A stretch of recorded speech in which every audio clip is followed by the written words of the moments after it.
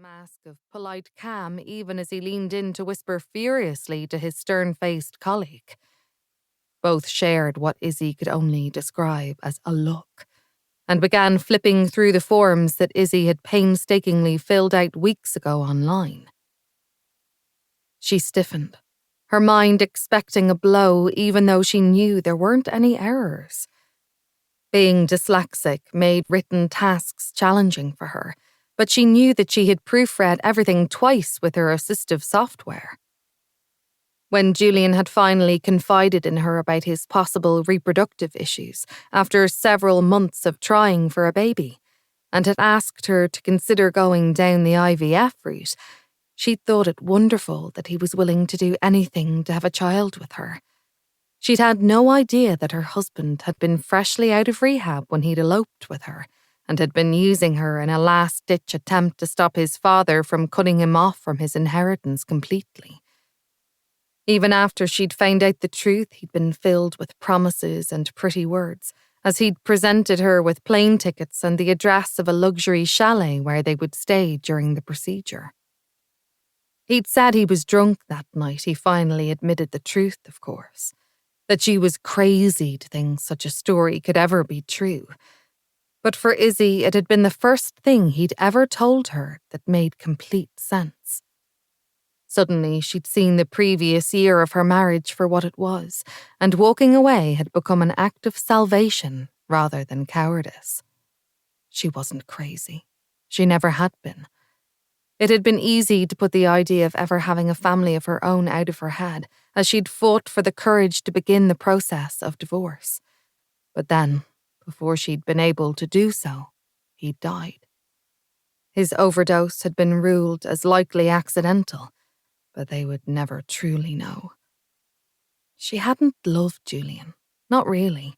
Not the way she'd believed she had when she'd agreed to marry him after only 2 weeks together. He had been charming and exciting, and she had been reeling from finding out that her contract as a nanny in a position that had begun to feel like home wasn't being renewed. And yes, perhaps there had been a little rebellion at play, considering that Julian's egomaniac racing driver best friend had been to blame for her sudden joblessness. Since dropping out of school at 16, she'd had all sorts of jobs, from simple waitressing gigs to a wedding singer, and even a face painter in a travelling circus. She had never been able to understand how anyone was happy to pick just one career. She wanted to try all of them. And so she had, accidentally landing her first nannying gig when a wealthy family had spied her face painting at a kid's party and taken a shine to her. Moving around the world from family to family had been an exciting way to see the world at first, but soon it had become her normal. The position with Astrid Lewis, the PR manager for one of the Elite One class racing teams, Falco Roo Motorsport, and her young son Luca, had only been meant to be temporary, but she had clicked with little Luca and his powerful single mum, and her 2-month contract had turned into an entire year. Travelling around the world, attending the glamorous motor races and caring for an adorable toddler had been a dream job, but she had got too attached. Abandonment, even if only perceived, had always been her biggest trigger. It was the lonely, small part of her that still bore wounds from being moved around so often as a child.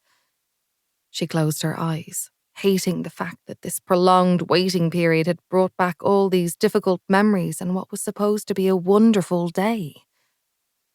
It had been 2 years since she'd become a widow at 25, and she had spent that time trying to stay in one place for the first time in her life, and doing the kind of soul-deep recovery work that she'd always run from. She'd bought a house, the first one she'd ever had of her own. Sure, it was a run-down little cottage that she'd had to spend the past year renovating with her own 2 hands, but it was hers, and she paid the mortgage with her book illustration work.